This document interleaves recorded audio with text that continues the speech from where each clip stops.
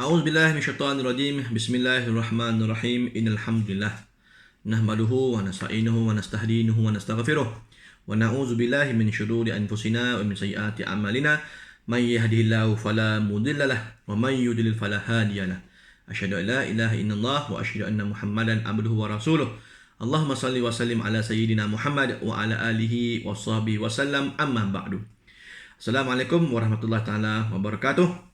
Para jemaah, para penonton yang dihormati lagi dimuliakan, alhamdulillah kita merafakkan setinggi-tinggi kesyukuran kepada Allah Subhanahu Wa Taala atas segala kenikmatan, kesempatan, kehidupan yang telah diberikan kepada kita sehinggalah ke hari ini. Mudah-mudahan Allah Taala sentiasa memberkati apa saja yang tuan-tuan haji dan hajah lakukan, insya-Allah di kala ini. Baik, kita meneruskan lagi dalam perbincangan ibadah kurban. Kita masih lagi merujuk kitab ibadah kurban, hukum dan juga cara pelaksanaannya mengikut mazhab Imam Asy-Syafi'i. Dan kesempatan yang lalu kita telah membicarakan berkaitan dengan berkongsi binatang kurban. Dan kali ini kita membicarakan berkaitan dengan praktis muamalah pembelian haiwan kurban pada muka surat 39. Ya. Kebanyakannya muamalah kita ni kita wakilkan ajalah pada sekian-sekian agensi apa semua untuk menguruskan ni. Kalau sekiranya nak urus sendiri kan, kalau nak urus sendiri boleh ke nak urus sendiri, apa pula tak boleh kan? Boleh, silakan, tak ada masalah ya. Baik, yang ada kitab boleh rujuk pada muka surat 39 ya, praktis muamalah pembelian haiwan kurban. Jika membuat akad salam ataupun tempahan dengan penjual, maka perlu diperinci warna yang dikehendaki dengan syarat warna itu bukan susah didapati. Ya. Kita kan nak beli binatang kurban, kita pun pergi jumpa dengan wakil, ada di kandang mana-mana kita pergi. Kan jumpa dengan penjual, kita kena perincikan, saya nak yang putih, yang gemuk, yang handsome, yang tampan kambing. Contoh gitulah. Mana? Tunjuk kan. Oh, saya nak yang ni. Kan. Setuju. Tagging terus telinga kan. Pak, letak nama kan. Nama sekian, gitulah kan. Walaupun peserta ada hak meminta warna tertentu daripada wakil pembelian, namun dinasihatkan dalam tempahan diberi pilihan kedua. Seperti jika warna yang diminta tiada, maka pihak pembelian boleh membeli warna yang lain. Kan? Jadi kena bagi kata dua jugalah. Manalah tahu binatang yang kita nak putih, gemuk, dah tagging apa semua, bantainya mati pula kan. Macam mana kalau dah mati pula? Boleh tak saya nak ambil yang lain tapi yang ada warna ini je kan? Boleh ke tak boleh? Maka kena buat awal-awal akad tadi. Kalau biasanya kita mudahkan lah kan, penjual pun kita nak mudahkan urusan dia. Tak apalah janji gemuk kan, janji banyak isi, boleh lah kan, tak kisah warna apa pun ya. Itu lebih sesuai, lebih umum. Peserta boleh mewakilkan tanpa menyebut warna, memadai dengan menyebut haiwan yang cukup syarat kurban, itu sudah memadai. Cukup syarat, dah cukup betul 2 tahun, dah balik ke belum ke, kan? Dah tanggal belum giginya, macam kita dah bincang sebelum ni, tanda balik gigi belakang, gigi bongsu, kambing tu dah tanggal ke belum apa semua, itu cukup kita meletakkan syarat gitulah kan, warna apa. Kalau ada putih lah, kalau tak ada warna lain tak apa, itu kan. Pihak pembeli berhak memulangkan haiwan kepada penjual jika warna tidak menepati seperti tempahan. Ini kalau betul-betul dia nak putih juga kan. Saya nak yang putih juga kan. Yang mata dia mesti yang tebal sikit kan. Mesti alis mata dia mesti naik sikit gitu kan. Yang boleh senyum ke apa, macam-macam syarat hari ni kan. Kalau tak berkenan, pulangkan balik apa semua. Tapi jaranglah berlaku kan. Biasanya kita mudahkan urusan ya. Janji dia gemuk kan, ada putih lah, tak ada putih warna lain tak apa. Cukup syarat, cukup sifat, dah balik, boleh lah kan kita ambil. Kata pengarang rahimahullahu ta'ala, Watushtaratu salamatul udhiyah anil uyubil lati tanqusul lahma fala tujzi'ul arja'u wal awra'u wal maridah fa in qallat hazihil asya' jaz. Dan disyaratkan binatang kurban itu selamat dari aib yang mengurangkan daging, maka tidak boleh berkorban dengan yang tempang, yang buta dan yang sakit. sekiranya perkara-perkara ini atau kecacatan itu sedikit, maka dibenarkan. Ya. Jadi untuk binatang korban mestilah kalau boleh bebas dari segala aib, khususnya daging. Kita minta hari tu yang gemuk, yang apa kan, kita dah setuju. Sekali kita tengok aib, nampak tulang rusuk kan, kurang makan apa kambing ini kan. Jadi kita tak nak penjual pun mengambil kesempatan. Alah, dia bukan kisah pun kan, pantai lah kambing apa pun, yang penting dah cukup umur, koroi ke apa lah, hantar kat situ. Tak boleh. Jadi ini melibatkan sah jual beli, maka kena ikut betul. Maka yang menjual pun kena betul, yang membeli pun ada hak untuk memilih. Kecacatan atau aib yang tidak sah korban. Kita boleh rujuk apa perbincangannya, tuan-tuan kena ambil perhatian. Disyaratkan haiwan kurban tersebut mestilah selamat dari sebarang kecacatan atau aib yang boleh menyebabkan kurang daging atau kecacatan yang merosakkan dagingnya atau hilang bahagian yang dimakan. Oleh itu tidak memadai korban dengan binatang-binatang berikut. Yang pertama, tempang yang ketara tempangnya sehingga menyulitkan bergerak dan ia ketinggalan dari kawanannya. Tempang ini awal-awal lagi kita out kan daripada kita mengambil untuk ibadah korban. Kerana apa? Dianggap tempangnya itu masih sedikit dan tidak ketara, sekiranya binatang itu masih mampu berjalan dan tidak ketinggalan dari kawanannya, masih sah berkorban dengannya. Jadi nak korban mesti yang baik. Jadi kalau sekiranya ada tempang yang ketara, bila dalam kawanan tu dia kat belakang sekali kan, kata pun tak bergerak pun elok kan, dia kena pakai tongkat baru boleh jalan kambing tu apa semua, maka ini haiwan tidak boleh jadikan binatang korban. Banyak lagi yang lain, pilih yang elok lagi lah ya. Jadi kalau tempang tu sikit-sikit setakat gitu kan, yang lain pula, kalau ada yang lain yang sihat kita pilih lah. Tapi kalau tak ada, tak apalah kan, yang itu pun boleh. Sebab tempangnya tidak ketara, dia masih lagi boleh berlari sikit, jalan sikit apa semua boleh. Tapi kalau ketara, maka pilih yang lain. Yang kedua, buta yang jelas butanya, seperti terjadi putih yang banyak meliputi biji matanya sehingga tertegah daripada nampak cahaya. Jika sedikit atau tak jelas butanya atau sedikit putih matanya yang masih lagi nampak sedikit cahaya, maka tidak mengapa dan sah dikorbankan. Begitu juga yang rabun serta berair mata atau rabun malam, maka sah dijadikan korban. Ini yang kambing, unta, lembu yang mungkin ada katarak kan. Hari ni istilah katarak lah, iaitu di mata hitam kita tu dia ada selaput putih kan. Biasanya kalau dah meningkat usia memang ada kan. Biasanya orang kita dia pergi klinik, dia buang lah katarak, selaput apa semua dengan laser ataupun ganti kantar ke apa semua. Habis ni kambing ni takkan kita nak ganti kantar pula kan. Bawa kambing ni pergi doktor kan, ganti kantar mata dia kan. Biasanya tak adalah sampai begitu kan. Kalau sekiranya memang jelas tak nampak, maka kita cari haiwan yang elok kan, yang elok lagi, yang mungkin nampak jelas apa semua. Kalau sikit-sikit aja tak apa kan, mungkin sebelah mata ni sikit aja nampak ada putih dan kita berperhati kan, kita setuju, maka tak ada masalah. Ingat. Yang ketiga, sakit yang jelas sakitnya sehingga menyebabkan ia kurus atau rosak pada dagingnya. Tidak mengapa dan membadai korban jika sakit yang sedikit sehingga ia tidak zahir kurusnya atau rosak dagingnya. Yang ini pun sama, nampak kan, kambing kena demam, kura contohnya, baring aja sakit kan. Jadi takkan kita nak korban dengan haiwan yang sakit pula, nanti orang makan pula jadi sakit. Maka carilah yang lebih baik. Tapi kalau memang itu alah biasalah kan, musim-musim mungkin dia mengawan, dia demam ke apa semua, Allahu alam, ataupun mungkin panas sangat ke, kurang air jadi sakit, bukan menyebabkan sakit berjangkit apa semua, tak ada masalah kan. Elok sebelum ni, cuma hari ni pula dia demam kan, esok mungkin baik lepas diberi ubat ke apa semua, maka boleh dikorbankan ya. Baik, itu kecacatan atau aib yang tidak sah kurban. Ada sikit-sikit tak apalah. Kecacatan atau aib yang tidak sah kurban lagi, diteruskan di muka surat 41. Kata pengarang rahimahullahu ta'ala, wala tujzi'ul ajfa'u wal majnunahu wal jarba'u wallati quti'a ba'du uzuniha wa ubi namwa'anin wa in qalla aw qit'atun min fahiziha wa nahwihi in kanat qabirah.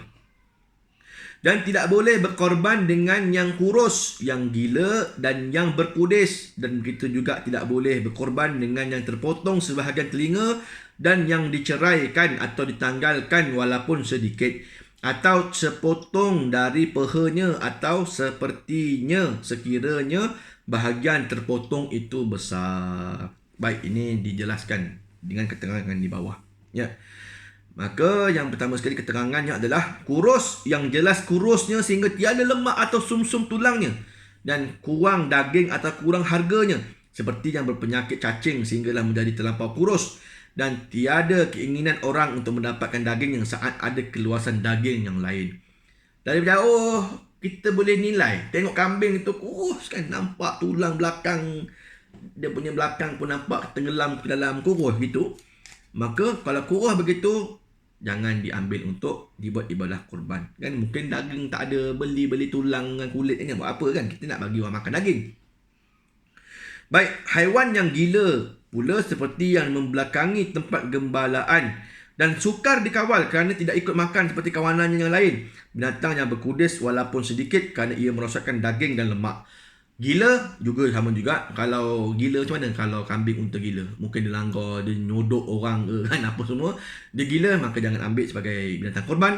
Dan juga binatang yang ada sakit kudis, maka ia merosakkan daging, kata Tuan Kitab, dan juga lemaknya. Sedangkan daging lemak itulah yang kita nak makan apa semua. Tiba-tiba dia kudis, takkan kita nak makan pula kan, nak hidang kat orang.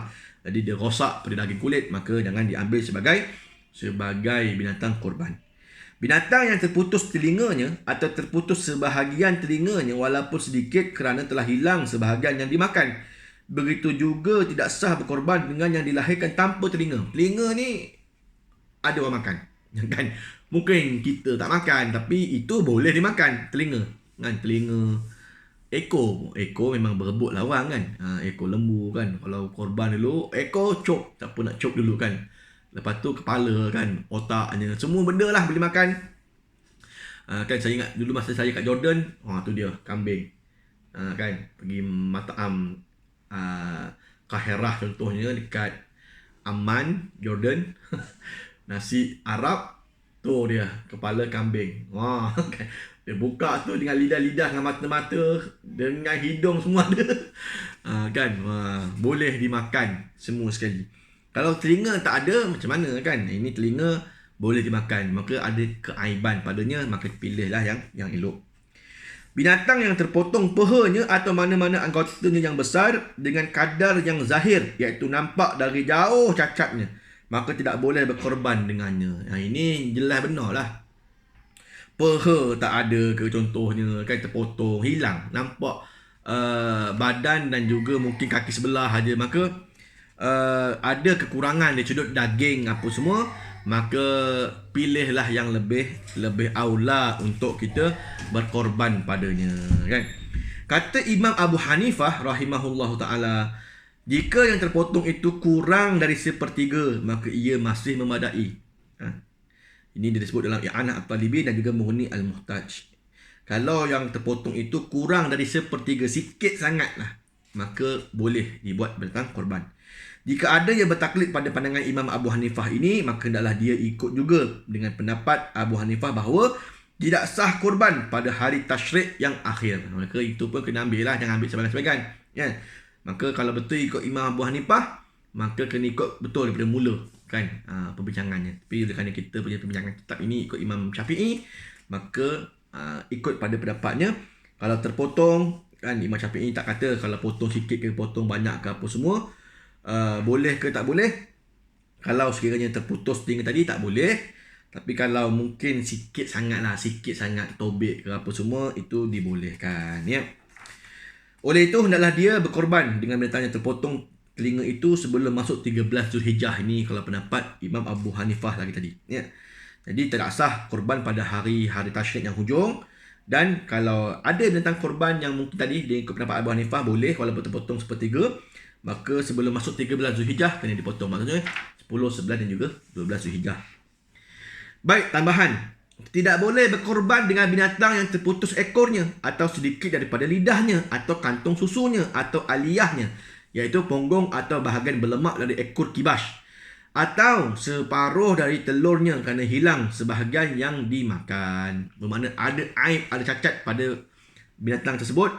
Lidah tak ada, kantung susu tak ada, punggung yang ada lemak pun tak ada, telur pada kambing jantan mungkin begitu pun tak ada, terputus ekor tak boleh dan sebagainya, maka ada keaiban, ya, tak boleh dijadikan binatang korban.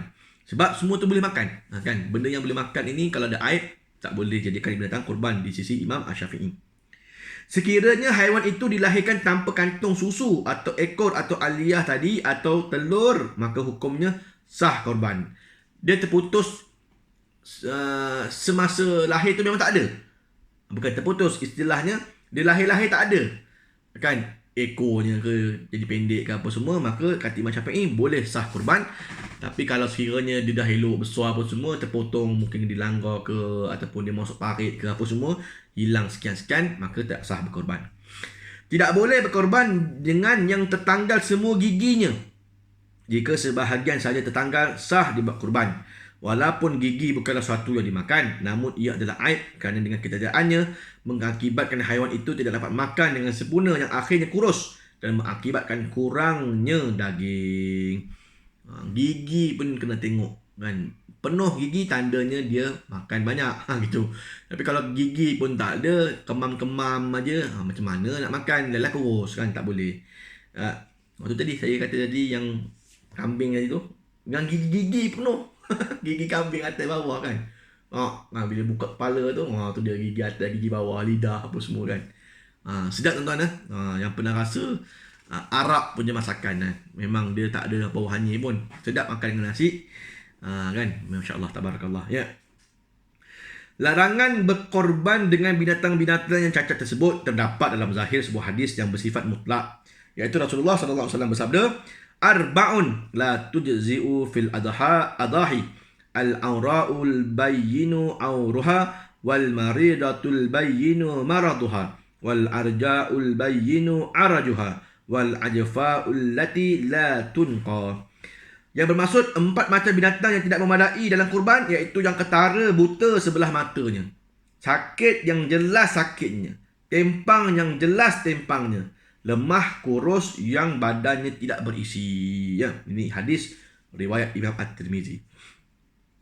Dan dikiaskan segala kecacatan yang ada pada binatang itu berdasarkan 4 kecacatan yang disebut di dalam hadis ini. Bagi setiap kecacatan yang menyebabkan berkurangnya daging. Kesimpulannya ialah tidak memadai berkorban dengan binatang yang ada kecacatan atau aib yang mengurangkan daging atau mana-mana bahagian yang dimakan.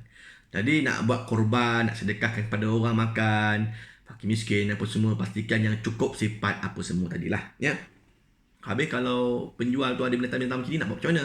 Sembelih, bukan korban lah, sembelih lah biasa, dan boleh lah juga disedekahkan pada fakir miskin apa semua, kan. Dapat juga pahala sedekah, tapi tak dapatlah pahala korban.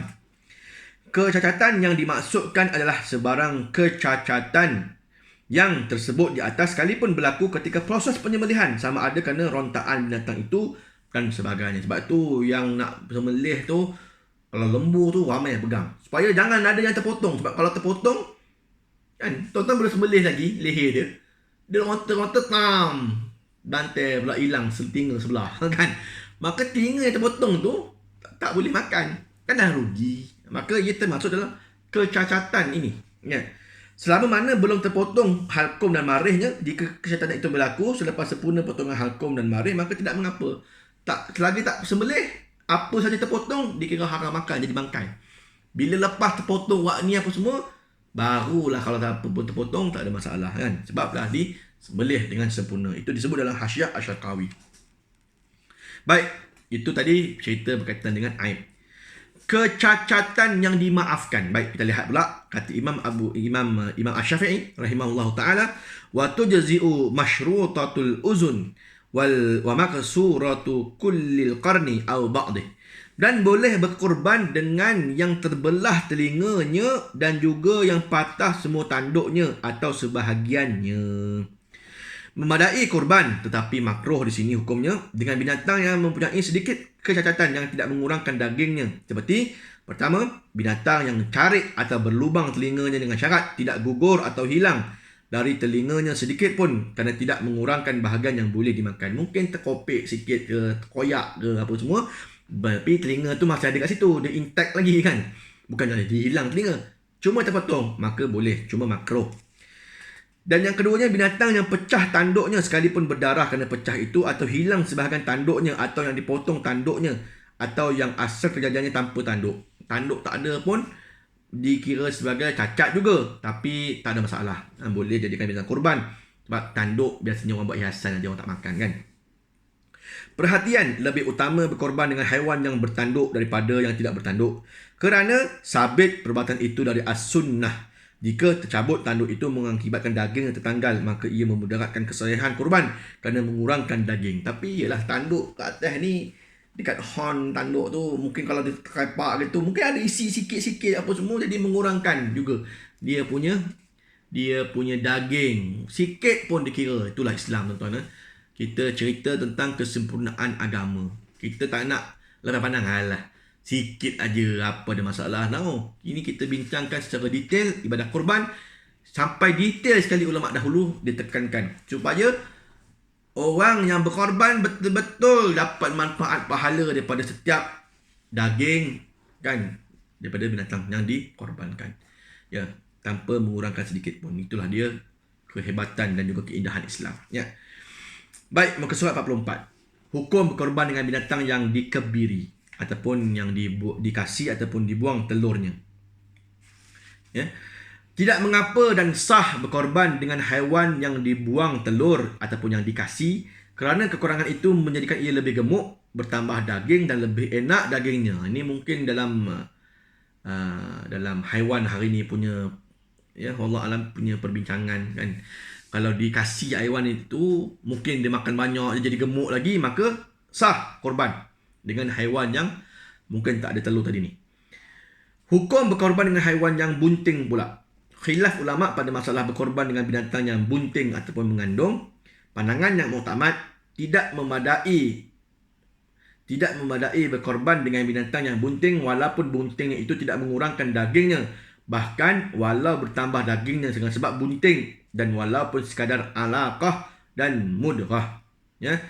Maka khilaf ulama dalam bab kalau binatang yang disembelih tu ada pula kandungan di dalamnya. Maka apa pandangan muktamadnya adalah tidak memadai berkorban dengan binatang yang bunting walaupun bunting itu tidak mengurangkan dagingnya. Bahkan walau bertambah dagingnya dengan sebab bunting walaupun sekadar alaqah, maka ini semua dibenarkan. Boleh sembelih binatang yang sedang bunting apa semua. Imam Taqiyuddin Abu Bakar bin Muhammad Al-Husaini dalam kitabnya Kifayatul Akhyar berkata, bagiku perkara ini hendaklah diselidiki. Sekiranya binatang itu bunting, sekiranya binatang bunting itu gemuk, maka boleh dan memadai secara mutlak kerana sudah mencapai maksud yang terkandung dalam tujuan kurban. Dan tidak ada hadis yang mencegahnya. Dan sekiranya kurus, haruslah ditilik adakah kurus itu disebabkan bunting ataupun bukan. Sekiranya disebabkan bunting, maka tidak memadai untuk berkorban. Maka perlu dilihat binatang kurban tersebut. Kalau dia bunting itu dia gemuk, maka baguslah kan. Tapi kalau menyebabkan dia kurus, maka tak sesuai jadikan ibadah kurban juga binatang tersebut. Ya, baik. Tapi secara muktamad, binatang yang haiwan betina yang bunting boleh dikorbankan, tak ada masalah. Kecacatan berlaku selepas bernazar. Jika seorang yang bernazar kurban dengan binatang yang selamat daripada aib, kemudian berlaku aib yang baharu, maka hendaklah berkorban dengan binatang yang telah dinazarkan itu dan sabit segala hukum hakam kurban seperti mana diterangkan dalam Tuhfah dan Nihayah. Kan orang tu bernazar untuk berkorban dengan binatang yang selamat daripada aib. Berlaku pula aib kemudian, maka hendaklah dia berkorban dengan binatang yang telah dinazarkan itu juga. Kan? Dia pilih elok, tapi lepas tu berlaku aib, tapi oleh kerana itu binatang yang dinazarkan dah ditentukan, diwajibkan dia untuk menyembelih binatang itu juga. Ya, tak boleh pilih yang lain. Bernazar dengan binatang yang ada aib atau kecacatan. Jika seorang itu bernazar kurban dengan seekor haiwan yang ada aib atau yang kecil tak cukup umur, atau dia berkata aku jadikan ia kurban, wajiblah ia menyembelih haiwan itu dan menguruskannya seperti kurban nazar. di musim kurban, namun tidak terhasil kurban dengannya sebagaimana dijelaskan dalam Tuhfah An-Nihayah. Semua bahagian dari binatang itu wajib disedekahkan kepada fakir miskin. Jadi ceritanya boleh tak boleh orang tu nak bernazar dengan haiwan yang ada kecacatan tu. Tapi kalau dah ditentukan, dah dinazarkan, wajib juga untuk dia menyembelih binatang tersebut. Cumanya kata tuan kitab, kurban nazar di musim kurban namun tidak terhasil kurban dengannya sebagaimana dijelaskan dalam Tuhfah An-Nihayah, maka tak boleh disebut sebagai kurban. Ianya jadikan sebagai sedekah pelepas kepada nazar dia semata-mata, ya. Maka pahala kurban tidak ada di situ, ya. Jadi mana pun kita lihat pentingnya kita mengambil binatang untuk kurban itu binatang yang elok, sempurna, gemuk dan cukup sifatnya. Ya, itulah dia binatang kurban yang mana kita nak sedekahkan makan apa semuanya daripada hasil daging yang ada padanya kepada orang lain, ya. Baik, itu saja insya-Allah perkongsian pada episod kali ini. Pada kesempatan yang akan datang kita akan melihat pula pelaksanaan ibadah kurban. Terima kasih atas segala perhatian. Mohon maaf atas segala kekurangan. Aku qouli hadza wa astaghfirullahaladzim li wa lakum. Assalamualaikum warahmatullahi taala wabarakatuh. Wallahu a'lam.